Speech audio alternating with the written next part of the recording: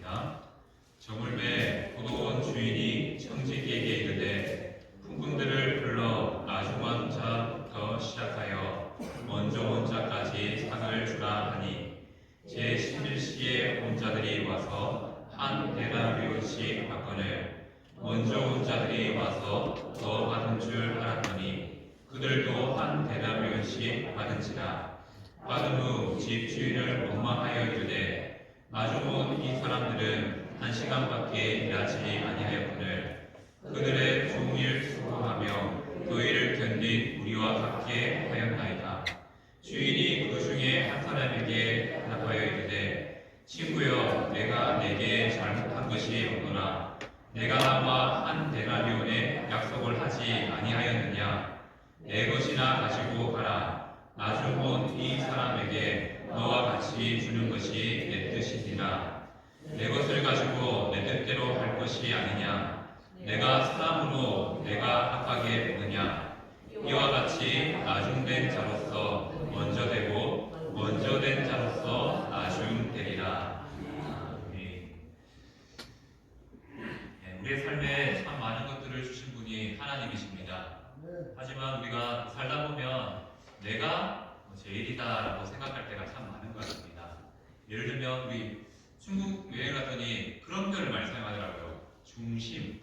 우리는 센터라고 하죠. 센터라고 하는데 중심이라는 단어를 많이 붙여놨더라고요. 노래 중심, 의류 중심 이런 식으로 중심이라는 뜻을 물어보니 그 중에 최고다, 그 중에 최고다라는 의미를 가졌다라고 말하더라고요.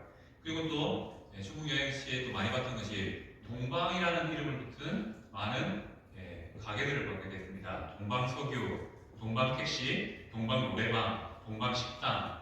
동방이라는 뜻이 무엇입니까? 동쪽에서 제일 좋은, 최고라는 의미를 가지고 있습니다. 이렇게 어떻게 보면 중국 사람은 최고라는 것을 정말 좋아하는 것 같습니다. 근데 그에 못지않게 최고를 좋아하는 민족이 있죠. 누구겠습니까? 우리나라일 거라 생각되십니다.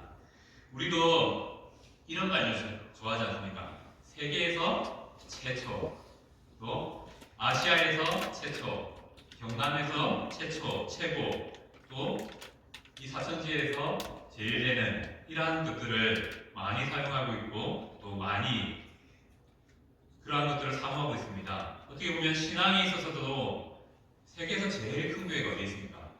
우리나라에 있습니다.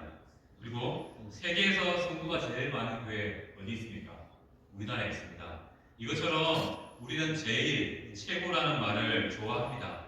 교회에서 있어도 이러한 최고들을 구하는 것이 우리의 모습이죠. 맞습니다. 이왕이면 뒤에 있는 것보다 앞에 있는 게 낫고요. 꼴등보다는 1등이 낫습니다. 그런데 안타까운 것은 이러한 생각들과 이러한 마음들이 가끔은 비교하는 모습으로, 비교하는 신앙으로 우리에게 나타날 수 있다는 것이죠. 예를 들면 다른 교회 비교를 해서 저 교회는 저건데 우리 교회는 왜 그럴까? 라는 식으로 비교합니다. 또 사람에 대해서도 마찬가지죠. 누구는 이렇게 하던데 라고 하면서 사람들을 비교하기도 합니다. 우리 교단에도 있지만 선한 목적을 가지고 생겨진 어린이 대회라는 게 있습니다. 매년 연말이 되면 아이들이 성경으로, 찬양으로 여러 가지 문제들을 가지고 자신들이 하나님을 향하여 준비해서 실력을 겨루는 대회가 있습니다. 취지가 뭡니까? 그리고 신앙으로 우리가 더 격려하자, 신앙으로 더 세우자라는 의미로 시작되었는데 가끔 이게 방향을 잘못 설정하고 가는 경우가 있더라고요. 예를 들면 한 지역에는 노래 부분을 심사하는 심사위원이 정해집니다. 그러면 어떤 일이 일어나냐면 교회마다 돈을 내서요. 그 사람한테 레슨을 듣습니다. 안 들어본 이야기죠. 실제로 일어나는 일 중에 하나입니다. 그리고 그 레슨 받은 것을 가지고 와서 대회 때 심사를 받습니다. 팔이 어디로 굽을까요? 자기한테 레슨 받은 사람에게 굽지 않겠습니까? 우리가 너무나 최고 1등 너무 추구하다 보니까 우리의 신앙에 있어서 가끔은 잘못된 방향으로 나아가는 모습들이 우리에게 있다는 거죠. 물론 교회 자랑하고 싶어요. 우리 아이가 최고라는 것을 자랑하고 싶습니다. 이왕이면 뒤에 있는 것보다 앞쪽에 있는 것들이 참 좋지요. 그런데 우리의 삶에 이러한 것들이 가끔 우리를 교만으로 이끌 수 있다는 것이죠. 요즘은 목사님들이 많이 기도합니다. 근데 예전에는 불과 한 20, 30년 전만 해도 많이 기도했던 거죠. 우리가 사람을 향하여 기도할 때 이 사람이 머리가 될진저 꼬리가 되지 않게 해주세요라는 기도를 많이 했습니다. 물론 좋죠. 우리가 이왕이면 예수님 믿는 사람으로서 위에서 또 많은 것들을 베풀면서 살면 참 좋겠습니다. 하지만 또 안타까운 것은 그러한 말 때문에 교회 내에도 좀 이상한 사람들이 있거든요. 꼴등의 자리에 있는 사람이 있을 수 있습니다. 그러한 꼴등들이 어떻게 보면 있기 때문에 1등이 빛나는데 우리는 뒤에 있는 사람들은 기억하지 못한 채 계속 앞에 나와 있는 그 한 사람만 기억하는 모습들이 나타난다는 것이죠. 그래서 이것이 부정적으로 되면 교만하게 되고요. 또 비교하다가 나를 좌절시키는 모습들로 나타나기도 합니다. 자, 우리는 최고의 자리에 있어야 될 영역들이 분명히 있습니다. 무엇입니까? 내 삶의 최고의 자리는 예배의 자리가 되어야 됩니다. 그리고 내 삶의 신앙에 있어서 최고의 자리는 하나님이 되어야 됩니다. 근데 문제는 우리가 반복되는 신앙을 하다 보면 그 자리에 내가 높여지는 일들이 종종 발생하게 된다는 것이죠. 그래서 최고를 구하다 보면요, 세상적인 가치가 교회에 들어와서 그 가치를 추구하는 교회가 되는 경우도 가끔 생겨난다는 것입니다. 이러한 상황 가운데서 우리는 최고를 구해야 될까요? 제의를 구해야 될까요? 한번 고민해 보길 바랍니다. 신앙에 있어서는 하나님이 원하시는 최고는 무엇일까요? 내가 가진 신앙을 최선을 다해 지키는 것, 내가 가진 실력을 가지고 최선을 다해 섬기는 것. 결과가 좋으면 좋겠지만 결과가 나쁠지라도 하나님께서 우리에게 원하시는 것은 바로 우리의 마음, 우리의 믿음을 원하신다는 것입니다. 이와 더불어 한 가지 이야기를 더 드리고 싶습니다. 이 자리에 앉아 계신 성도님들은 정말 죽기 직전까지 한번 이르러 본 적이 있으십니까? 이렇게 죽구나. 이렇게 죽을 수 있겠구나 라는 경험을 하신 적 있습니까? 저도 오래 살진 않았지만 한 20년 전에 그런 경험을 한 적이 있습니다. 중국 연변에 피션 트립을 갔는데 겨울에 갔습니다.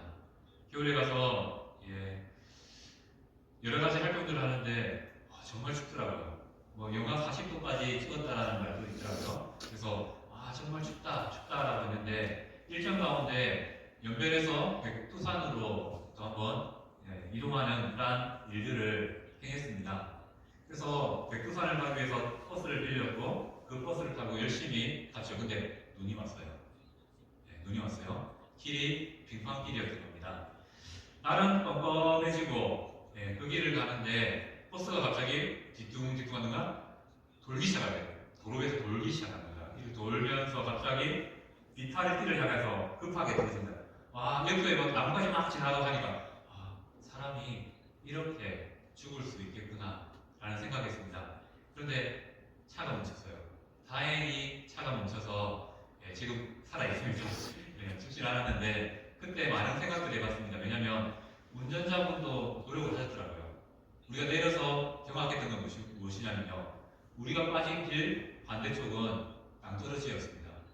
그런데 하나님께서 우리를 지켜주셔서 그렇게 살려주시는 경험을 통해서 사람이 이렇게도 죽을 수 있겠구나라는 생각해 보았습니다. 사람들이 죽을 때 되면 온갖 것이 막 지나간다는데 지나가진 않잖아요. 지나가진 않고 이렇게 하나님이 부르시겠구나라는 생각을 해본 적이 있습니다. 근데 사람 마음이 완악하잖아요. 그 차가 40도의 온도를 견디기는 너무 추웠던 것 같습니다. 왜냐하면 가는데 얼음이 오는 거예요. 차 안에 얼음이 오는 거예요. 그만큼 차가 열악했습니다.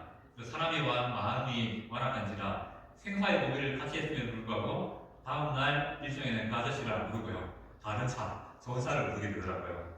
그렇게 이러한 죽음의 경험들을 해본 적이 아마 이 자리에 계시는 우리 성도님들도 있을 겁니다.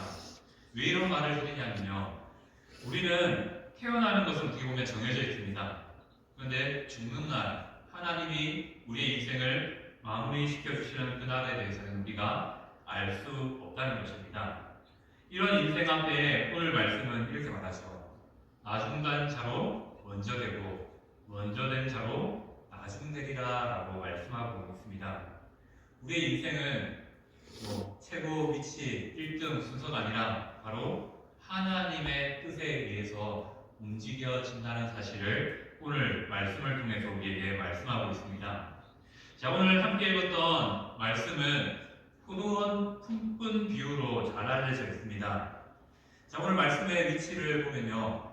앞과 마지막 말씀이 비슷한 말씀이 등장하죠. 뭐라고 됐습니까? 19장 30절 말씀을 보면 먼저 된 자가 나중되고 나중한 자가 먼저 된다라고 말하며 오늘 읽었던 16절 말씀도 동일한 말씀이 등장하고 있습니다.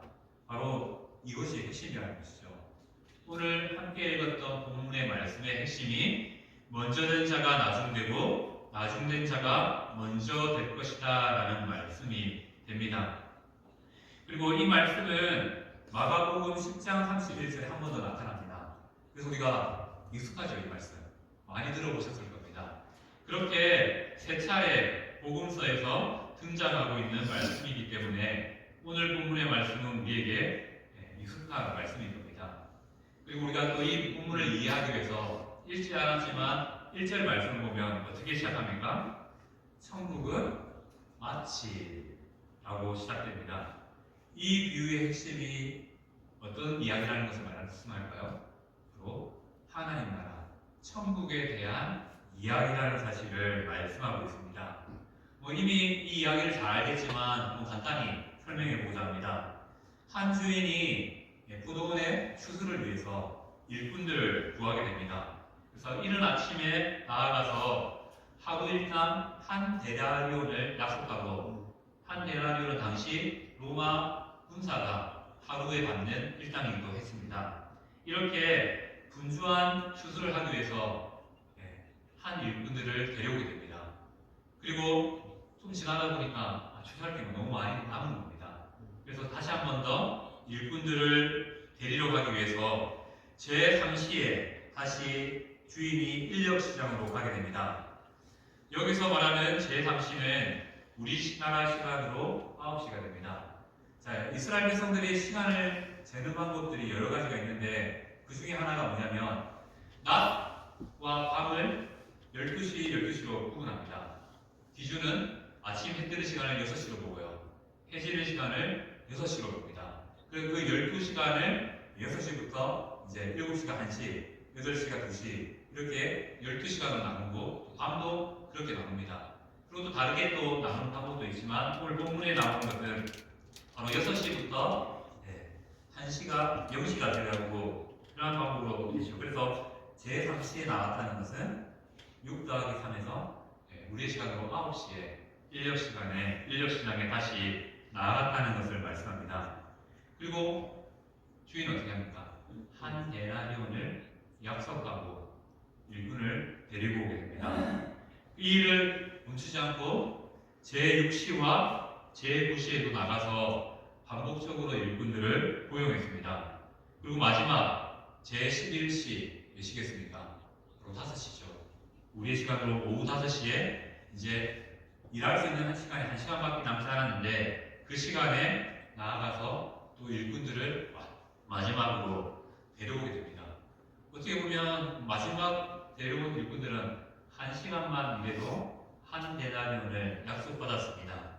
그렇게 모든 일꾼들이 한 데나리온을 약속받고 포도원의 품꾼으로 일하게 됩니다. 그리고 이제 시간이 지나고 늦게 온 일꾼부터 주인이 살해하기 시작합니다. 수고에 대한 값을 치르게 되죠. 자, 마지막 11시, 오후 5시에 와서 1시간 일했던 사람에게 주인이 데나리온을 줍니다. 한 데나리온을 줍니다. 그러면 우리 마음과 더 많습니까? 그보다 일찍 왔던 사람들이 내가 더 받을 수 있겠구나. 아예 처음부터 왔던 사람들은 내가 정말 많은 것들을 받을 수 있겠구나라고 기대하게 됩니다. 그런데 주인이 어떻게 합니까? 기대와 상관없이 모든 일꾼에게 시간과 상관없이 한 데나리온을 주게 되는 겁니다. 그런데 이상한 일이 일어나죠. 먼저 사람들이 똑같은 취급에 화를 내는 겁니다. 왜 주인이 어떻게 이럴 수가 있냐? 우리가 이 사람보다 몇 시간을 더 일하지 않았느냐? 라고 말하면서 화를 내게 됩니다. 하지만 주인은 단절하면 하죠. 내가 너희들에게 약속한 것이 한 데나리온이었다 라고 말하면서 이 모든 일들을 마무리하게 됩니다. 자, 성도님들은 이 일에 대해서 어떻게 생각하십니까? 부당하다라고 생각하지 않습니까? 누구는 하루 종일 일하고 또 누구는 1시간 일하고 같은 한 데나리온을 받았다라고 말하고 있습니다. 우리는 논리적으로 생각하면 이 일이 부당한 대우다라고 생각되어집니다. 하지만 생각해볼 문제가 있습니다. 자, 인력시장에 가면요, 늦게까지 남아있는 사람들이 어떤 사람들입니까? 조금 몸이 불편하고요, 실력이 조금 적은 사람입니다. 바로 주인은요, 마지막 11시, 1시간 남은 그 시점에 가서 어떤 사람들을 데려왔습니까? 아무도 써주지 않는 품꾼, 아무도 돌아보지 않는 품꾼, 관심 가져주지 않는 불편함을 가진 그 사람들을 데려와서 일을 시키게 되었다는 것이죠. 주인은 바로 이러한 가난한 자들까지 불쌍히 여겨 일꾼으로 불러서 일하게 하는 그러한 주인이었다는 것이죠. 바로 모든 사람을 향하여서 공평하게 행하시는 하나님이시라는 사실을 주인을 통해서 우리에게 보여줍니다. 오늘 함께 읽었던 이 비유는 1절 말씀처럼 부당한 주인의 비유가 아니라요, 포도원 품꾼의 비유로 천국을 비유한 그런 말씀입니다. 쉽게 말하면 천국 가는 것은 언제 믿었느냐가 중요한 것이 아니라 바로 하나님과 함께하는 것, 믿음이 중요하다는 사실을 가르쳐주는 것이 바로 오늘 본문의 이야기라는 것이죠. 70년 교회 다닌 것 참 칭찬받을 만한 일입니다. 하지만 70년 교회 다녔다고 해서 구원 받습니까? 늦게 교회 나왔어도 예수님을 믿으면 구원을 얻게 됩니다. 구원에 있어서 얼마나 많은 시간을 교회에 투자했느냐가 중요하지 않습니다. 늦게 믿어도요, 우리 마음 가운데 예수님을 믿는 믿음이 온전하다면 바로 구원이 우리에게 선물로 주어졌다는 것이죠. 제가 목사인데 목사라고 구원에 있어서 특기가 있을까요? 조금 더 말씀에 더 집중할 수 있고 묵상할 수 있는 그런 자리를 주신 것은 정말 감사합니다. 하지만 내 안에 믿음이 없다면 목사라는 직분이 구원에 있어서 중요하게 되겠습니까?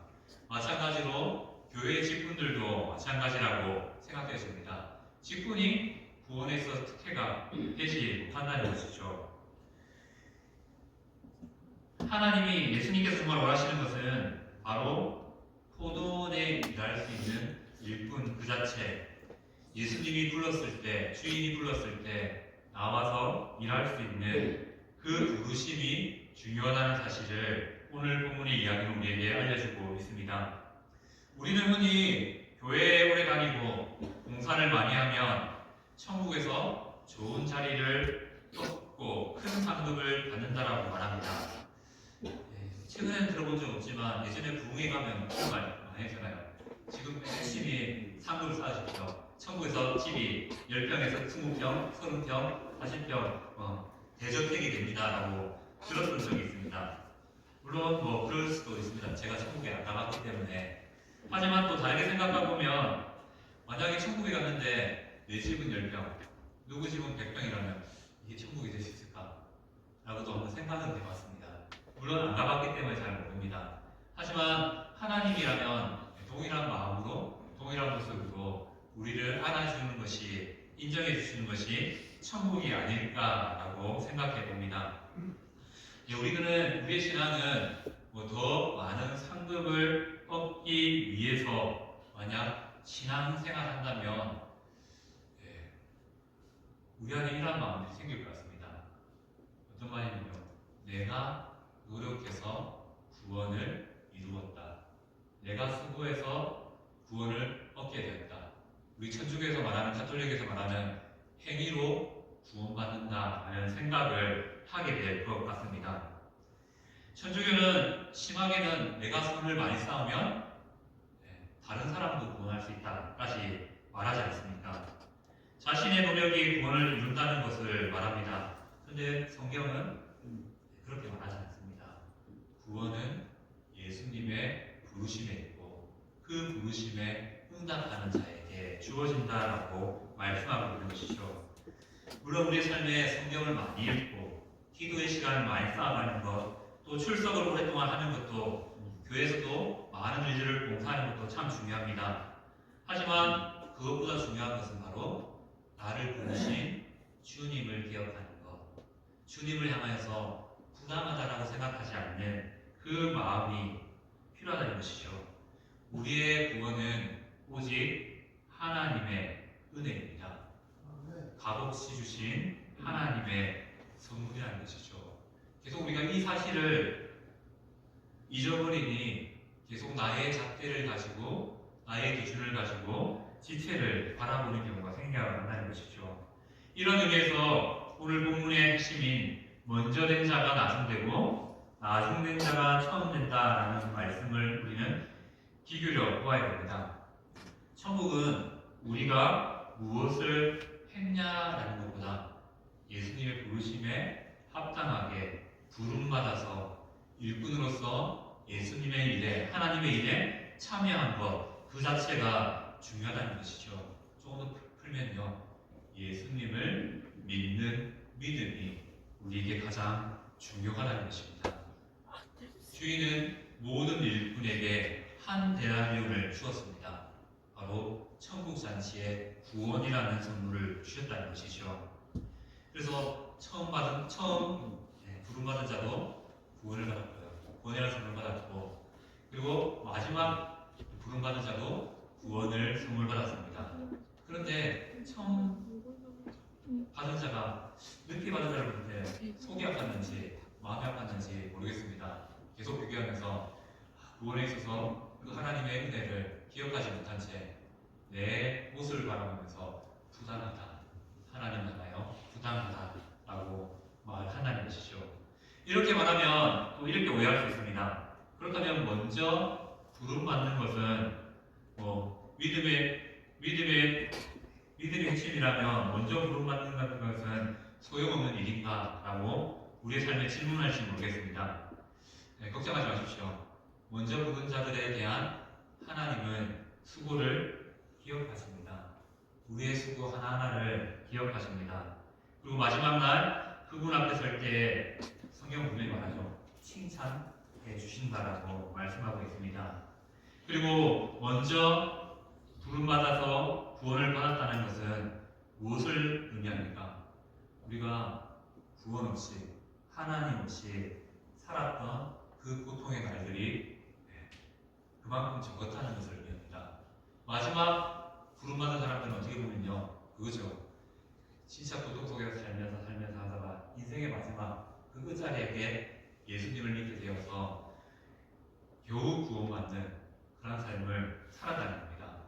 그렇게 고통 속에, 괴로움 속에 살던 인생 안 좋잖아요. 우리가 이왕이면 먼저 부름받아서 하나님 주신 구원으로 만족하며 감사하며 사는 삶, 그 삶이 바로 우리에게 주어졌다는 것입니다. 구원은 순서가 중요한 것이 아니라 그 자체 하나가, 예수님의 부르심을 받았다는 그 하나 자체가 중요합니다. 그것이 바로 은혜라고 말씀하고 계시는 것이죠. 하나님은 약속에 신실하신 분입니다. 우리는 비유를 통해서 남과 비교함을 통하여서 하나님이 부당하다라고 말할 수 있는 연약한 자들입니다. 하지만 오늘 말씀을 보면 하나님은 구원에 있어서 부당한 분이 아니라 공평하신 하나님이심을 우리는 기억하고 그 하나님을 만나야 됩니다. 왜 그렇습니까? 오늘 말씀처럼 13절 말씀을 보면요, 주인은 약속한 대로 행합니다. 내가 한 데나리온을 줄게라고 약속했고 그 약속을 순수하게 이루어 주신다는 것이죠. 다만 우리가 가진 기준이 잘못되어서 하나님을 부당하다라고 생각할 수 있다는 겁니다. 그러한 실수가 우리의 삶에 일어나지 않도록 우리는 먼저 부름받은 자로서 하나님의 은혜를 매일매일 삶 속에서 되뇌어야 되고요, 되새겨야 된다는 것입니다. 성도는 자신의 기준이 아니라 하나님의 기준을 따라 살아가는 자들입니다. 우리는 지금 교회에 다니고 있지만 또 어느 순간 예수님을 등지며 살아갈지 알 수 없는 자들입니다. 교회에 다닌다고 모두가 구원받지 못한다는 것도 잘 알고 있습니다. 오직 예수님을 믿는 자들이 바로 먼저 구원받은 자, 구원받은 자들이 된다는 것입니다. 우리는 먼저 구원받은 자로서 나중 구원받을 자를 위해서 살아가는 자가 되어야 한다는 것이죠. 그것이 바로 천국을 선물 받은 자의 삶이며 하나님이 베푸신 은혜를 간직하는 삶이라는 것을 말씀하고 있습니다. 자, 오늘 말씀을 정리하면서 우리는 밖에 믿지 않는 사람들에 대해서 비교하면요, 먼저 부름받은 자들이 됩니다. 그리고 그 먼저 부름받음의 은혜는 어디에 있겠습니까? 하나님께서 우리를 먼저 부르신 이유는 어디에 있겠습니까? 아직 부름받지 못한 자들을 섬기기 위해 우리를 먼저 불러주셨다는 것을 기억해야 되겠습니다. 우리의 삶이요, 바로 나중 부름받은 자들을 섬기는 삶이 되어야 된다는 겁니다. 오늘 포도 품꾼교회에서는 정확하게 드러나지 않았지만 예수님은, 주인 되신 예수님은 어떤 분입니까? 이 세상에서 소외받고 이 세상에서 멸시받던, 인정받지 못하던 그들까지도 일꾼으로 불러서 구원에 이끌어주시는, 구원의 은혜를 더하여주시는 분이십니다. 우리가 그 마음을 알아서요, 우리가 먼저 부름받은 자로서 나중 부름받은 자들을 바라볼 수 있는 믿음의 여유가 있기를 축복합니다. 우리 안에 나중될 자들이 있습니다. 우리의 자녀들이 될 것이고요, 그리고 우리 교회 안에 주일학교 아이들이 될 것입니다. 그리고 조금 더 나보다 늦게 신앙생활하는 자들이 어떻게 보면 나중 될 자죠. 나중 된 자, 그다음 나중 될 자들이 있을 수 있습니다. 우리는 그런 사람들을 바라보면서 먼저 된 자로서 나중 된 자를 섬기기보다는 그런 마음들이 가득할 소망합니다. 왜 그래야 될까요? 먼저 된 자로서 나중 된 자를 섬기지 않으면요, 우리 안에 교만이 닫아서, 겸손이 사라져서 하나님이 아닌, 하나님을 부당하다고 말하면서 결국 내 자신을 내세우는 그런 사람이 될 수 있기 때문입니다.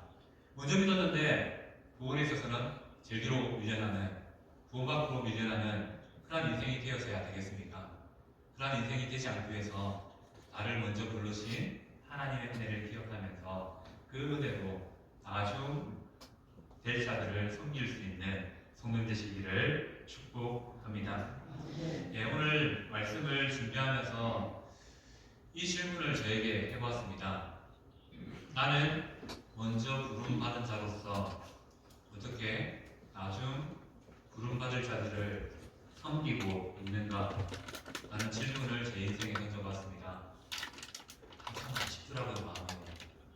하나님을 위해 살겠구나라고 다짐하면서 걸어왔던 삶이지만 또 여러 가지 삶의 문제와 여러 가지의 문제들 앞에 내가 정말로 바라봐야 될 그 대상들을 잊고 살지는 않았는지, 정말로 하나님께서는 나를 먼저 부르신 이유가 여기에 있는데 그 사실을 잊은 채 복음의 수고가 아니라 내 인정을 받고자 하는 모습, 내가 목사인데 하면서 인정받으려는 그런 모습이 혹여나 내 가운데 있지 않는가 라는 사실을 점검해 보게 되었습니다.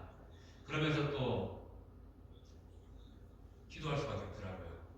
하나님 베푸신 이 구원의 은혜가 이렇게 놀랍고 큰데 나는 계속 나를 내세우고 나를 자랑하려고 합니다. 이러한 교만을 없애주시고 먼저 부름받은 자로서 나중 부름받을 자들을 섬김을 통해서 구원에서 나중 된 자가 아니라 정말 구원에서 먼저 된 자로서의 삶을 사는 은혜가, 기쁨이 내 삶에 가득하게 해주세요라고 기도했습니다. 이 시간 큰 은혜가 이 자리에 함께 예배드리는 성도들의 삶 가운데 나타나기를 소망합니다. 네, 먼저 된 자의 특권은 무엇입니까? 나중될 자들을 섬기는 것입니다. 그리고 이것이 하나님께서 우리에게 원하시는 복된 삶임을 기억하시기 바랍니다. 그를 위해서 우리에게 구원의 은혜를 베푸셨습니다. 그것에 감사할 수 있는 그러한 시간이 되기를 소망합니다. 오늘 말씀을 먼저와 나중으로 정한 이유는 이겁니다. 11월 달 우리 추수감사주일이 있지 않습니까? 우리 인생에 하나님이 주신 구원의 은혜를 잊지 말자, 감사하자라는 마음으로 이 말씀을 준비했습니다. 우리 마음 가운데 먼저 부름받은 자로서 감사가 넘쳐서 그 감사로 나중된 자를 섬기는 기쁨이 넘쳐나는 교회가 우리의 삶이 되기를 축복합니다. 아멘.